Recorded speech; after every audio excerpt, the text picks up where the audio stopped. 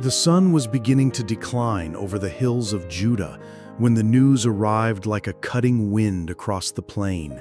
"Lord," said the messenger, his breath caught by the urgency of travel, "he whom you love is sick." The words hung in the air like suspended leaves before a storm, carrying within them the weight of love and pain. Jesus lifted his eyes, and in that gaze were oceans of compassion mixed with the serenity of one who knows the mysteries of time. "This sickness is not unto death," he murmured, his words echoing with an authority that transcended human understanding, "but for the glory of God, that the Son of God might be glorified through it." For 2 days he remained where he was, 2 days that stretched like eternities for the grieving sisters in Bethany. Mary and Martha, whose hearts shattered with each labored breath of Lazarus, could not comprehend the Master's silence. The man who had walked on water, who had turned water into wine, who had healed lepers with a touch, where was he now when they needed him most? Death came silently, like a thief at dawn. Lazarus, the beloved friend, the cherished brother, drew his last breath while his sister's tears moistened his pale face. The lament rose from the house like bitter incense, ascending to heaven in a melody of loss that echoed through the streets of Bethany. "Let us also go, that we may die with him," said Thomas to the other disciples when Jesus finally announced, "Lazarus, our friend, sleeps, but I go to wake him." There was a dark beauty in this declaration, a poetry that would only later be understood in all its magnitude. When Jesus finally arrived in Bethany, 4 days had passed. 4 days in which Lazarus's body rested in the cold darkness of the tomb, wrapped in burial cloths like a chrysalis that would never transform into a butterfly. The smell of death already permeated the air, whispering cruel truths about the fragility of human existence. Martha ran to meet the Master, her bare feet touching the dusty earth with the urgency of despair. "Lord, if you had been here, my brother would not have died." The words came out like sharp blades, cutting the air with the pain of a lost opportunity. But even in the reproach, there was faith, a faith that clung to the edges of hope like ivy on an ancient wall. "Your brother will rise again," Jesus replied, and his words fell like dewdrops on the parched earth of Martha's heart. "I am the resurrection and the life," he continued, his voice gaining the strength of a river that crosses mountains. "He who believes in me, though he may die, he shall live, and whoever lives and believes in me shall never die." Mary arrived later, throwing herself at Jesus' feet like a broken offering. Her tears fell like summer rain, each drop carrying the essence of a love that knows no bounds.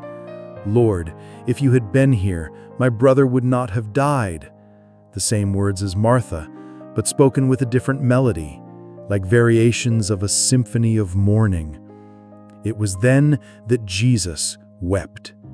The Son of God, the Word made flesh, allowed tears to flow down his face like sacred rivers. They were not tears of despair, but of deep compassion, tears that spoke of a love so intense that it embraces our humanity in all its aspects, including the pain of separation. "See how he loved him," murmured those who were present, and in those tears they saw reflected the very face of God, a God who does not remain distant from our suffering, but who descends and weeps with us. The procession toward the tomb seemed like a slow and solemn dance. Jesus walked ahead, his steps measured like the beats of a heart that carries the weight of the world. The tomb appeared before them, a cave carved in the rock, sealed by a stone that seemed as final as destiny itself. "Take away the stone," commanded Jesus, his voice cutting through the silence like an unsheathed sword. Martha protested, speaking of the odor of decomposition, of the raw realities of death. But Jesus looked at her with those eyes that see beyond the temporal veil. Did I not say to you that if you would believe, you would see the glory of God? The stone was removed with effort, groaning against the rock like the earth's own lament. The dark opening of the tomb revealed itself like an open mouth, exhaling the mysteries of death. There, in the shadows, lay Lazarus, wrapped in his burial cloths like a mummy awakened from a millennial sleep. Jesus lifted his eyes to heaven, and in that moment, it seemed that all creation held its breath. Father, I thank you that you have heard me, and I know that you always hear me, but because of the people who are standing by, I said this, that they may believe that you sent me.